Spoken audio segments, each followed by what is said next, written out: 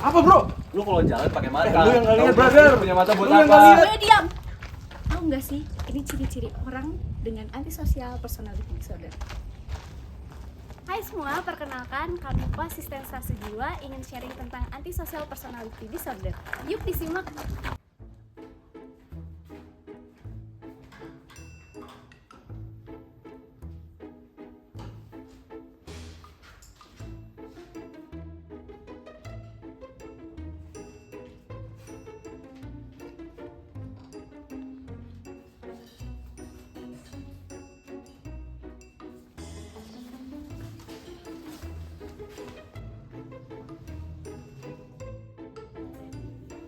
Lau, tugas proses kamu udah belum?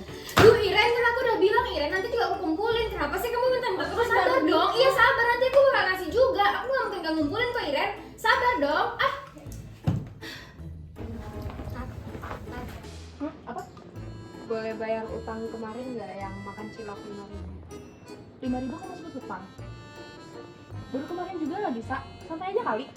Kayak sama siapa aja. Duluan deh, sorry. Aku sibuk. Sorry.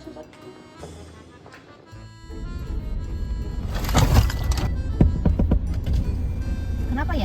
Yang betul dong kalau nyetir. Mana sih? Apa yang nggak benar? Saya jalan di trotoar, ditabrak. Nggak kelihatan tadi nggak ada. Tadi katanya ke tengah kan jalannya Nggak kan? ada. Nggak ada. Tadi berarti jalannya salah itu kayak kalau ke kalau tengah-tengah nyetir gitu. betul dong. Udah. Nggak usah. Nah, ayo kita pelajarin dulu apa itu antisocial personality disorder. Dia itu adalah gangguan kepribadian yang menetap dan dia ini berpola seperti pengabaian dan juga pelanggaran hak orang lain.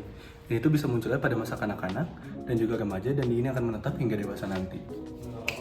Antisocial personality disorder dapat bersifat dari berbagai macam faktor. Bisa diakibatkan oleh bawaan genetik atau bisa juga dari lingkungan maupun pola asuh saat kecil. Anak yang bertumbuh di lingkungan masa kecil yang penuh dengan kekerasan, penuh dengan konflik, dapat membuat sikap anak-anak menjadi berbeda ataupun bahkan orang dewasa. Mereka bisa jadi lebih sulit berempati, mengatur tanggung jawab, dan juga rasa bersalah. Apabila kita menyelam lebih dalam ke teori neurobiologi, pada antisocial personality disorder, bagian otak yang mengatur rasa empati, emosi, dan juga rasa bersalah yang terletak di amigdala maupun korteks prefrontal dapat berubah secara genetika dan juga berkembang menjadi secara anatomi lebih buruk. Jadi bedanya penyakit APSD ini dengan penyakit yang lainnya, di mana orang yang memiliki APSD ini dia tidak menghormati orang lain, kemudian dia manipulatif, impulsif, agresif, dan dia tidak memiliki rasa bersalah.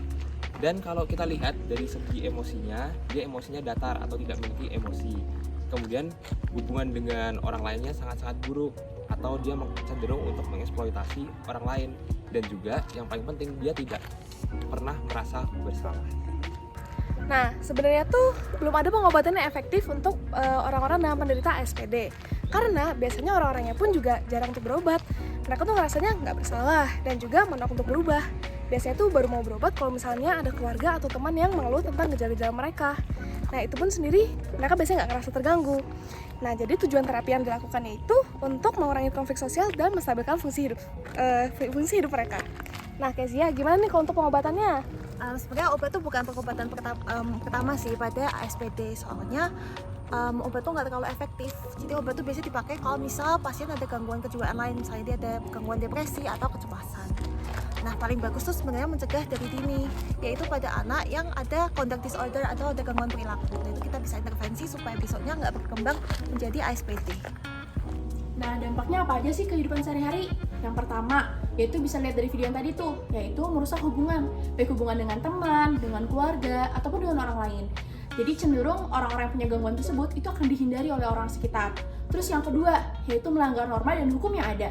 Dari tadi mencuri, terus juga ada yang menabrak tanpa bertanggung jawab, kemudian juga bertengkar, tentunya bisa dibawa ke aparat hukum. Terus yang ketiga, yaitu punya resiko tinggi untuk menyalahgunakan zat-zat adiktif yang ada, ataupun nafza yang lainnya.